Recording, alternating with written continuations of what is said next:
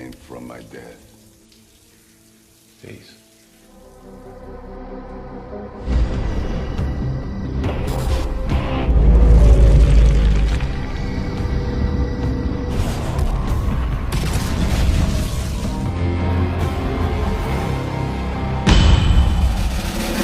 Halo kambing, balik lagi bareng gue Zai. Oke, sebelumnya gimana nih puasanya hari ini? Masih pada kuat dong ya? Kuat lah, masa enggak? Jadi dalam rangka untuk nemenin ngabuburit kalian semua, gue bakal coba ngerangkum sebuah alur cerita dari film bergenre action thriller berjudul The Equalizer yang rilis tahun 2014. Dimotori Sony Pictures, disutradarai oleh Anton Fuqua serta dibintangi Denzel Washington. Film ini bercerita tentang kehidupan dari seorang mantan anggota pasukan khusus yang terjebak dalam sebuah masalah besar dan harus berurusan dengan sekelompok mafia sadis asal Rusia. So, tanpa kebanyakan spoiler di awal, langsung aja yuk kita masuk ke jalan ceritanya. Dongeng sebelum tidur. Terima kasih. Dongeng sebelum tidur.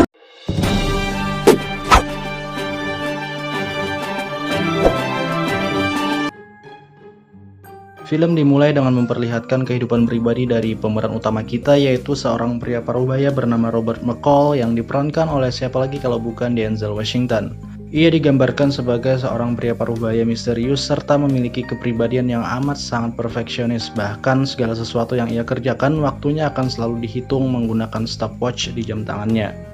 Bekerja di sebuah toko besar yang menjual perlengkapan tukang dan juga bangunan membuatnya tampak biasa aja serta nggak kelihatan sama sekali kalau dia adalah pensiunan dari anggota pasukan khusus. Di tempat kerja, Mr. McCall memiliki seorang sahabat bernama Ralphie yang sangat terobsesi untuk mengikuti perekrutan satpam yang sebentar lagi akan dilakukan oleh perusahaan. Cuman dengan bentuk tubuhnya yang seperti ini nih, tentunya membuat Ralphie insecure parah hingga akhirnya Mr. McCall mutusin buat ngelatih fisik serta ngawasin dietnya Ralphie agar impiannya tersebut dapat terwujudkan.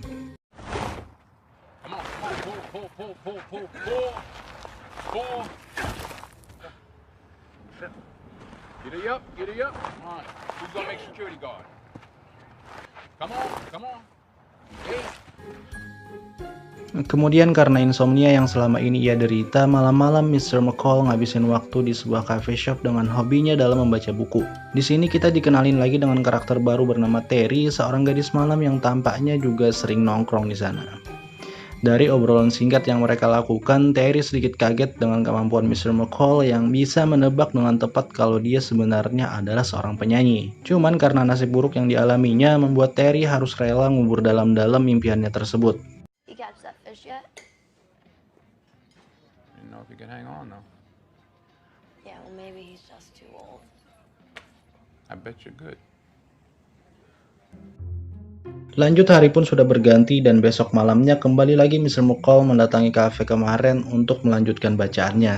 Rupanya membaca buku di kafe tersebut sudah menjadi rutinitas baginya semenjak mengidap insomnia. Begitu pula dengan Terry yang juga menjadikan kafe tersebut sebagai tempat dia mangkal. Asik. Dari sini kita dapat simpulkan kalau mereka berdua sudah sering kali bertemu di sana. Malam itu Mr. McCall mendapati kegelisahan yang terpancar jelas dari mimik mukanya Terry. Lalu nggak lama kemudian setelah ia selesai nyeritain ending dari buku yang dibacanya kepada Terry, tiba-tiba sebuah mobil mewah parkir tepat di depan pintu kafe. Dan hal ini ternyata cukup mengagetkan Terry. Terbukti saat Slavi yang nggak lain adalah germonya nelpon, Terry langsung nolak untuk melayani pria tersebut. Cuman karena paksaan dari Slavi yang nggak bisa ditolak, ia terpaksa harus menjalankan pekerjaannya tersebut. Besok malamnya masih di kafe yang sama, Mr. McCall mendapati Terry dengan lebam serta biru-biru di wajah, dan sepertinya ini akibat ulah dari pelanggannya kemarin malam. Meski hampir tiap malam ketemu, tapi nyatanya malam itu mereka berdua baru aja kenalan, dan somehow Terry malah curhat panjang lebar kepada Mr. McCall serta memberi rekaman lagu miliknya untuk minta penilaian beliau. Ya kalau dilihat-lihat hubungan dua orang ini malah jadi seperti ayah dan anak gitu. Oh ya, by the way, bukan cuma Terry yang curhat di sini, karena Mr. McCall di luar dugaan juga menceritakan sebagian dari dirinya kepada Terry, yang mana itu berarti dia sudah menaruh kepercayaan lebih dengan lonte tersebut. My wife did. What? Why are you laughing? Lanjut, karena saking asiknya ngobrol, mereka berdua memutuskan buat balik bareng dengan jalan kaki. Lalu di perjalanan tiba-tiba muncullah mobil berwarna hitam yang ternyata adalah Slavi. Ia mencegat serta memaksa Terry untuk ikut bersamanya. Melihat kejadian tersebut, Mr. McCall nggak sempat melakukan apapun. Dia cuma sebatas memperhatikan gerak-gerik dari Slavi dan juga temennya sedetail mungkin. Kebiasaan mantan agent kali ya. Nah, sebelum Slavi meninggalkan tempat tersebut, ia sempat menyerahkan kartu pelacuran milik mereka kepada Mr. McCall. Bunuh diri, lu semua nyerahin ini ke gue.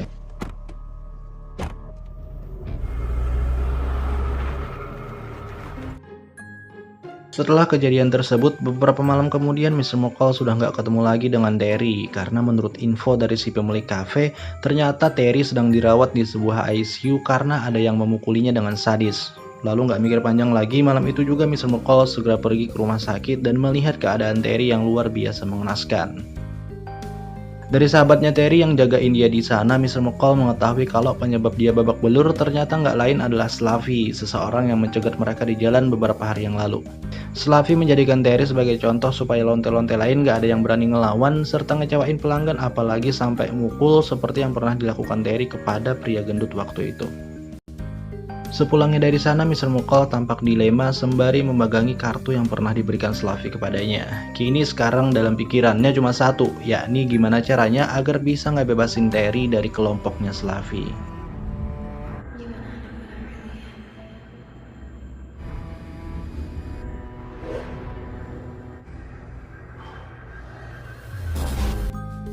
Lanjut, beberapa hari kemudian scene memperlihatkan Slavi dengan mobil mewahnya masuk ke sebuah restoran Rusia yang gak lain adalah markas utama mereka. Di sana ia langsung masuk ke dalam ruangan khusus untuk menemui beberapa anak buahnya yang sudah standby di sana. Lalu gak lama kemudian setelah mereka selesai menyatukan beberapa kepok uang hasil jerih payah para lonte, tiba-tiba Mr. McCall nyelonong masuk ke ruangan khusus tersebut dan langsung jalan tepat ke hadapan Slavi. Dari sini kita semua dikasih paham kalau Mr. McCall tentunya bukanlah orang sembarangan, karena ia bisa dengan mudahnya masuk ke ruangan khusus milik sekelompok orang sekelas Slavi. Kemudian beliau segera mengutarakan maksud dari kedatangannya ke sini secara baik-baik. Ia meminta Slavi agar ngebebasin Terry dengan cara memberikan sejumlah uang kepadanya. Cuman sambutan yang diterima Mr. McCall di sana tentu aja nggak bakalan sebaik yang ia harapkan. Mereka menolak mentah-mentah permintaannya tersebut, bahkan di sana beliau malah diecengin oleh Slavi beserta seluruh jajarannya. Sambil senyum, Mr. McCall segera balik ke arah pintu keluar diiringi dengan tawa ngeselin dari mereka semua.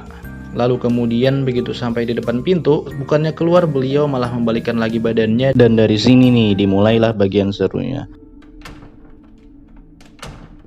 Mr. McCall memfokuskan pikirannya dengan memperhatikan detail tempat serta seluruh gerak-gerik dari mereka semua, dan setelah mengatur stopwatch selama 16 detik, tanpa disangka-sangka ia berhasil membunuh mereka semua dalam waktu sesingkat itu dengan sadisnya tanpa perlawanan sedikit pun.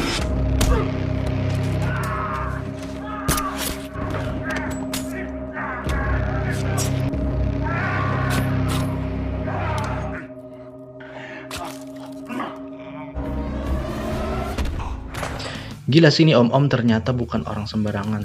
The real psikopat memang.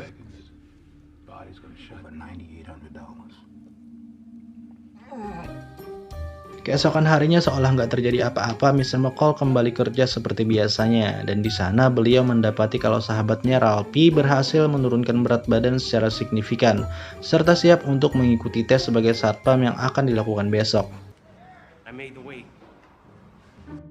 Lanjut, ketika di rumah, Mr. McCall mendapati kalau berita tentang pembunuhan yang dilakukannya tadi malam sudah sampai ke televisi. Tapi karena nggak ada satupun jejak yang ia tinggalkan, hingga pihak polisi menyimpulkan kalau pembunuhan tersebut akibat oleh peperangan antar geng. Di tempat lain, tampak seorang pria yang baru aja tiba menggunakan pesawat pribadi bernama Teddy. Dia adalah penyidik khusus yang dikirim oleh Mr. Pushkin untuk menyelidiki kematian Slavi serta seluruh anak buahnya. By the way, Mr. Pushkin ini adalah pimpinan salah satu mafia terkenal asal Rusia yang gak lain adalah bosnya Slavi. Dari sini film bakalan tambah seru aja buat diikutin, karena ternyata Mr. McCall secara gak sengaja sudah berurusan langsung dengan sekelompok mafia yang sangatlah besar. Dari cara Teddy menganalisa TKP, terlihat jelas kalau tentunya ia bukanlah orang sembarangan, karena cuma dengan melihat tempat serta beberapa gambar, ia sudah bisa menyimpulkan kalau mereka semua hanya dibunuh oleh satu atau dua orang aja.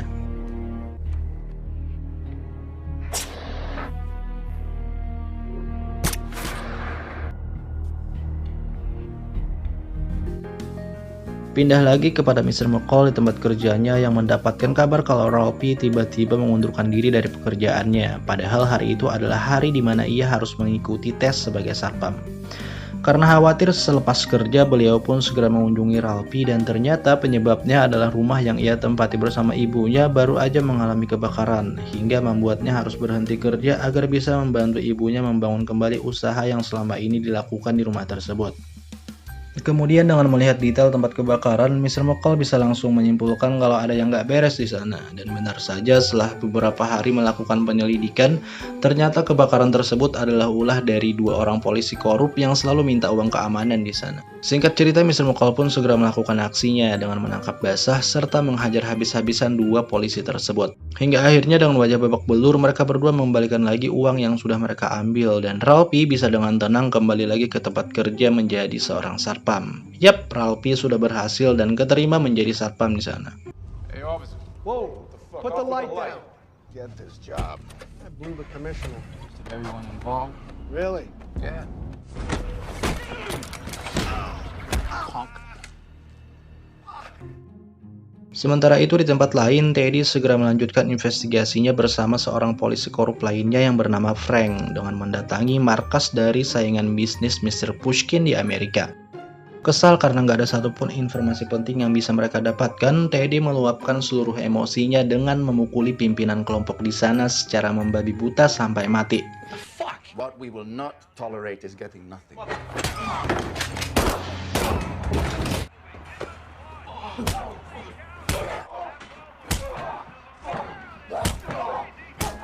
Di sini kita dikasih lihat kalau ternyata Teddy sama brutalnya dengan Mr. McCall, bahkan bisa dibilang lebih psikopat dari om-om gundul tersebut. Lanjut dari rekaman CCTV di sekitaran tempat pembunuhan, Teddy mencurigai seseorang berkulit hitam yang ketangkap kamera tengah membuntuti Slavi masuk ke dalam restoran. Karena sampai video berakhir nggak kelihatan kalau dia pergi meninggalkan restorannya. Ditambah lagi semua kecurigaannya diperkuat dengan informasi yang sebelumnya ia dapatkan dari teman dekat Terry kalau selama di rumah sakit pernah ada seseorang misterius berkulit hitam ngejengukin dia.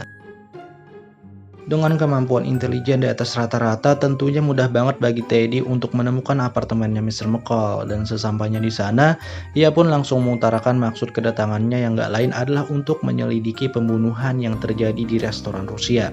Lalu dengan tenangnya, Mr. McCall menjawab semua pertanyaan Teddy dengan alibi yang sangat meyakinkan. She wasn't there. Daughter had a fever. Lalu sepulangnya dari sana, Teddy sadar kalau Mr. McCall memang benar adalah pelakunya, dan dari jawaban-jawaban yang ia lontarkan nampak jelas kalau dia bukanlah orang sembarangan. Sementara itu, Mr. McCall juga langsung menyadari kalau Teddy bukanlah penyidik dari kepolisian dan sekarang dirinya sedang diburu, hingga ia pun segera pergi ke supermarket buat membeli beberapa perlengkapan agar bisa ngebuat jebakan di rumah. Hal ini ia lakukan untuk jaga-jaga kalau Teddy and the gang tiba-tiba melakukan penyerangan terhadapnya secara diam-diam.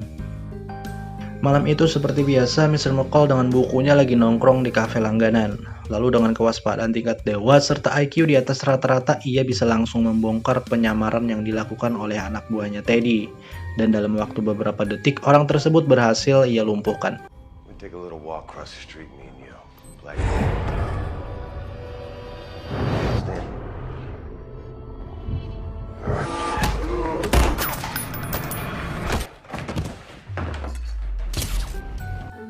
Selanjutnya Mr. McCall pun segera pergi dari sana, tapi sayangnya di luar ternyata Teddy and the gang sudah ngumpul dan siap untuk menangkapnya. Gak kehabisan akal, Mr. McCall pun menggiring mereka semua menuju tempat yang lumayan gelap sebelum akhirnya melumpuhkan beberapa anak buah Teddy satu persatu secara diam-diam layaknya seorang ninja yang sembunyi di balik bayangan. Widih, keren banget dah pokoknya. Kehilangan jejak di sana, Teddy melanjutkan lagi pengejarannya dengan mendatangi apartemen Mr. McCall yang lampunya hampir dimatiin semua. Dalam gelap, Teddy and the gang nyariin Mr. McCall dan menemukan tiket keberangkatan ke Meksiko serta beberapa peralatan terbang lainnya yang sebelumnya emang sudah disiapkan oleh Mr. McCall. Hingga akhirnya semua anak buah Teddy berkesimpulan kalau nih orang pasti udah pergi ke Meksiko buat kabur. Namun tidak dengan Teddy, dengan bekal semua pengalaman serta kepintarannya, semua yang sudah dipersiapkan Mr. McCall kebaca semua olehnya. Ia jelas tahu kalau ini cuma akal-akalannya doang buat ngebodohin mereka semua. Bahkan Teddy juga nyadar kalau sekarang di tempat lain Mr. McCall lagi ngintai mereka semua. Anjrit, emang ya kalau udah sama-sama psikopat gini, pikirannya hampir sama. Melihat kemampuan intelijen Teddy yang kayak gitu membuat Mr. McCall juga menaruh penasaran serta semakin waspada terhadapnya. Hingga dia pun memutuskan buat nyari tahu segala hal tentang Teddy dengan menemui seseorang bernama Susan yang gak lain adalah mantan bosnya dan juga orang yang sudah membantu dia menyembunyikan identitas aslinya. Lalu dengan posisi Susan yang lumayan tinggi di pusat agen pemerintahan, tentunya mudah banget baginya buat nyari tahu siapa sebenarnya Teddy. Dan benar saja ternyata dia bukanlah orang sembarangan. Mantan militer bernama asli Nikolai Ichenko ini sangat terlatih dan juga cerdas serta memiliki pengalaman sebagai agen rahasia Rusia selama bertahun-tahun. Kemudian dia juga ngasih tahu Mr. McCall kalau kelompok yang ia hadapi sekarang bukanlah orang sembarangan, melainkan Vladimir Pushkin, sekelompok mafia yang sangat terkenal bahkan di antara para mafia Rusia sekalipun. Terakhir, Susan cuma mengingatkan kalau sosiopat ini nggak bakalan berhenti sebelum berhasil menangkap serta membunuh Mr. McCall secara langsung. Don't forget to say goodbye. Sepulangnya dari tempat Susan, barulah kita semua diperlihatkan bagaimana Mr. McCall yang sesungguhnya ketika beraksi. Mula-mula, ia langsung mendatangi rumah dari seorang polisi korup bawahannya Teddy, lalu mengintimidasinya secara brutal dan sadis untuk mencari tahu seluruh bisnisnya Mr. Pushkin di Amerika. Rupanya di sini Mr. McCall berencana buat mematikan seluruh bisnis tersebut sampai ke akar-akarnya.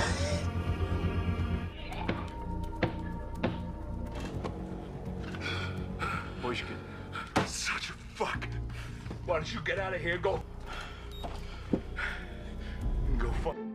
Polisi tersebut akhirnya membawa Mr. McCall menuju gudang penyimpanan duit Mr. Pushkin yang dikepalai oleh seseorang bernama Andriy.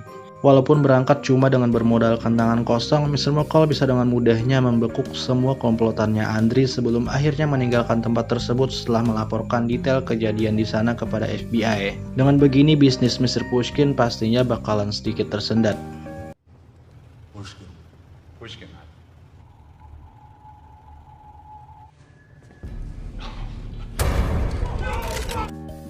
Pindah ke tempat Teddy yang ketika itu lagi menemui seseorang buat ngebantuin dia nangkap Mr. McCall karena para polisi korup kemarin gak ada yang bisa ia andalkan. Cuman ketika orang tersebut pamit ke kamar mandi, tiba-tiba yang balik bukannya dia melainkan Mr. McCall sendiri secara langsung menemui Teddy di sana. Ia menawarkan sebuah kesepakatan agar Mr. Pushkin mau menyetop seluruh operasinya di Amerika karena kalau enggak dia bakal melanjutkan lagi aksinya seperti yang terjadi dengan Andriy and the gang. Tapi Teddy dengan jiwa muda penuh bara serta merasa lebih segala-galanya tentu saja menolak mentah-mentah permintaan tersebut meskipun ia sadar kalau Mr. McCall bukanlah orang sembarangan. Karena bisa dengan mudahnya mencari tahu identitas asli serta seluruh detail pengalamannya Teddy. I knew a Russian police captain back in the day. So, he decided to share his abundance with someone.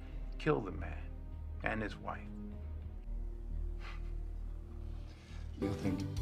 Kemudian sepulangnya dari tempat Teddy, Mr. McCall segera menginformasikan seluruh data, tempat, serta beberapa nama polisi korup kaki tangannya Mr. Pushkin di Amerika kepada jajaran FBI. FBI, how can I direct your call? Agent Mosley, please. Setelahnya, ia melanjutkan lagi aksinya dengan membakar tambang minyak ilegal Mr. Pushkin hingga hancur lebur nggak berbekas. Anjaya nih.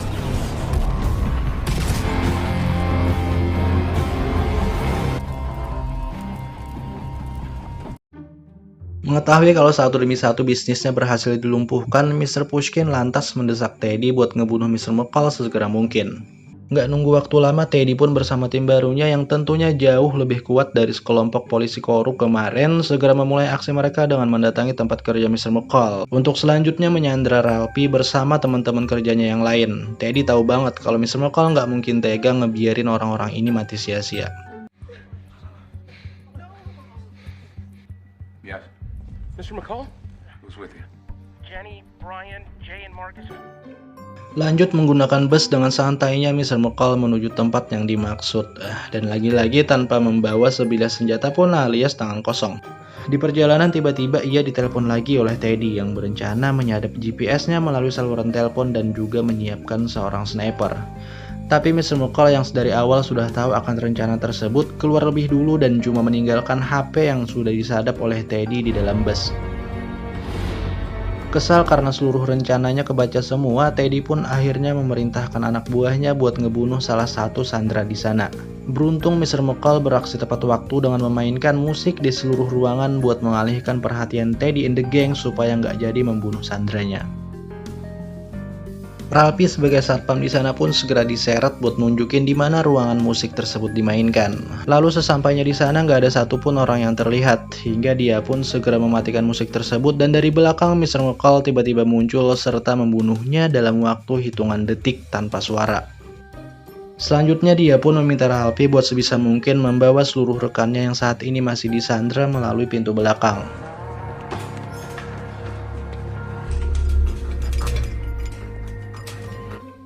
Kemudian pertunjukan pun segera dimulai setelah lampu dimatikan semua. Mr. McCall menghadapi Teddy and the Gang 1 versus squad dan siapakah yang bakal balik ke lobi lebih awal.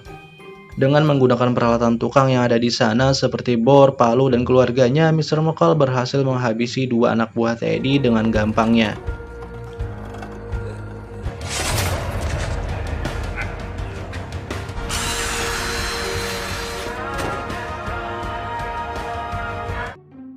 Lalu ketika ketemu dengan si botak yang rambutnya pada luntur hingga menjadi jambang, akhirnya ada juga sedikit perlawanan untuk Mr. McCall. Ya, meskipun masih tetap menang, seenggaknya dia berhasil mencederai kaki dari Mr. McCall menggunakan pecahan cermin.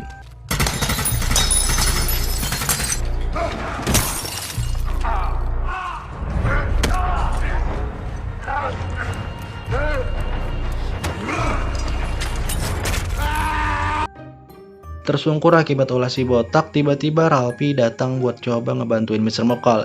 Lu bot ngapain dah datang lagi? Malah ganggu anjir. Akibat berisiknya pertarungan sama si botak tadi, posisi mereka kini ketahuan oleh Teddy dan berakibat dengan kaki Ralphie yang terkena tembakan. Tuh kan gampang banget ketembak, gendut sih. Merasa posisi mereka kini tersudut, Mr. McCall menyuruh Ralphie buat pergi ke ruangan listrik buat nyalain seluruh lampu. Sementara dia sendiri bakal ngurus anak buahnya Teddy yang kini hanya tersisa 1. Lanjut setelah Ralphie berhasil menyalakan seluruh lampu, keadaan pun jadi sedikit netral. Kemudian dengan kecerdikannya, Mr. McCall juga berhasil membuat anak buah Teddy menembakkan senapannya ke arah tumpukan gas hingga berakibat kepada ledakan besar yang membunuhnya dalam sekejap. Sementara itu di tempat lain, Teddy akhirnya menemukan Ralphie setelah mengikuti bercak darah yang berceceran di lantai. Beruntung Mr. McCall datang tepat waktu dan seketika menembak Teddy dengan menggunakan pistol paku. Widih, kerennya double anjir. Ditambah lagi dengan sprinklernya yang dari tadi masih ngeluarin air hingga membuat suasana semakin dramatis. Dengan tatapan kosong tanpa emosi, Mr. McCall menembaki tangan serta kaki Teddy sebelum akhirnya dihabisi dengan tembakan tepat ke arah leher.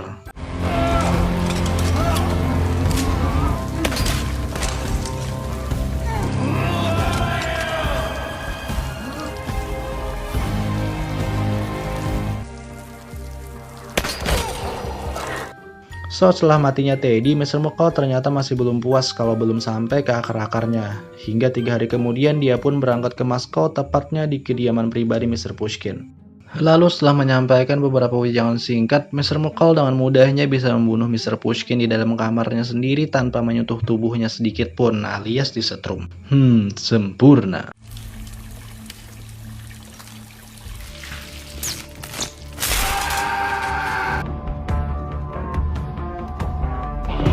Terakhir setelah suasana damai, tentram sentosa, Terry aka Alina yang saat ini sudah sembuh total mendatangi Mr. McCall dan mengucapkan ribuan terima kasih serta penghargaan yang setinggi-tingginya. The end. Tomat. So guys, itulah tadi alur cerita dari film The Equalizer. Gimana nih pendapat kalian? Seru banget kan? Yalah seru, Denzel Washington. Ngeruntuhin kelompok mafia seorang diri dengan tangan kosong kayaknya udah nggak ada lagi kata yang pas buat Mr. McCall selain perfecto. Oh ya, by the way, nih film ada kelanjutannya loh. Dan pastinya gue bakal buat lagi kalau video ini banyak penontonnya. Well, sampai jumpa lagi di konten selanjutnya. Gue Zai pamit. See you.